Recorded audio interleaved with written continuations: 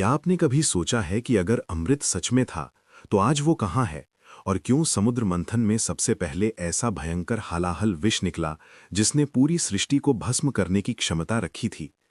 प्राचीन काल में जब देवताओं के राजा इंद्र ने महर्षि दुर्वासा द्वारा दी गई दिव्य माला का अपमान कर दिया और उनके श्राप से देवताओं की शक्ति, तेज और वैभव नष्ट होने लगे, तब असुरों ने अवसर पाकर तीनों लोकों पर अधिकार कर लिया। निराश और पराजित देवता भगवान विष्णु की शरण में पहुंचे। तब उन्होंने उपाय बताया कि यदि क्षीर सागर का मंथन किया जाए तो उससे अमृत निकलेगा, जो देवताओं को पुनः शक्तिशाली बना देगा। परंतु ये कार्य अत्यंत कठिन था, इसलिए देवताओं को असुरों से संधि करनी पड़ी। मंदराचल पर्वत को मंथनी और नागराज वासुकी को रस्सी बनाकर समुद्र मंथन आरंभ हुआ। लेकिन पर्वत समुद्र में डूबने लगा। तब भगवान विष्णु ने कूर्म अवतार धारण कर अपनी विशाल पीठ पर पर्वत को थाम लिया और मंथन आगे बढ़ा।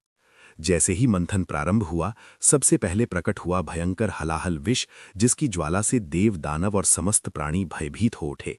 और तब समस्त सृष्टि की रक्षा के लिए भगवान शिव ने उस विष को अपने कंठ में धारण किया तथा माता पार्वती ने उसे नीचे उतरने से रोक दिया, जिससे उनका कंठ नीला हो गया और वे नीलकंठ कहलाए।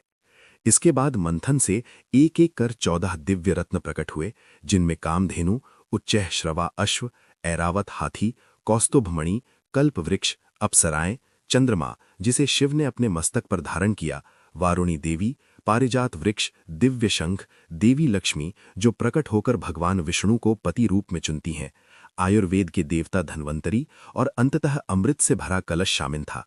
जैसे ही धन्वंतरी अमृत लेकर प्रकट हुए, असुरों ने बलपूर्वक कलश छीन लिया और अम्र होने की लालसा में आपस में झगड़ने लगे।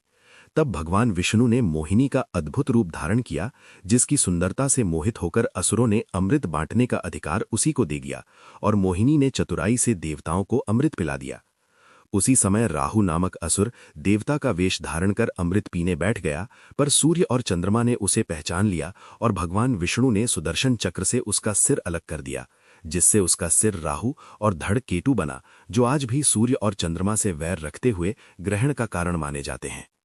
अमृत पान के बाद देवता पुनः शक्तिशाली हो गए और उन्होंने असुरों को पराजित कर तीनों लोकों में संतुलन स्थापित किया। ये संपूर्ण कथा केवल पौराणिक घटना नहीं, बल्कि गहरा आध्यात्मिक संकेत है, जहां समुद्र हमारे मन का प्रतीक है, देवता हमारी सकारात्मक शक्तियां हैं, असुर हमारी नकारात्मक प्रवृत्तियां हैं, मंदराचल पर्वत हमारा अटल संकल्प है, वासुकी हमारी इच्छाएं हैं, हलाहल हमारे जीवन के दुख, क्रोध और संघर्ष है, और अमृत आत्मज्ञान, सफलता और आंतरिक शांति का प्रतीक है। जब भी हम अपने जीवन का मंथन करते हैं तो पहले विष निकलता है, अर्थात कठिनाइयां और चुनौतियां आती हैं। पर यदि हम शिव की तरह धैर्य, विष्णु की तरह बुद्धि और लक्ष्मी की तरह संतुलन बनाए रखें, तो अंततः अमृत अवश्य प्राप्त होता है। और यही समुद्र मंथन की सबसे बड़ी सीख है कि संघर्ष के बिना समृद्धि नहीं, धैर्य के बिना विजय नहीं और आत्मसंयम के बिना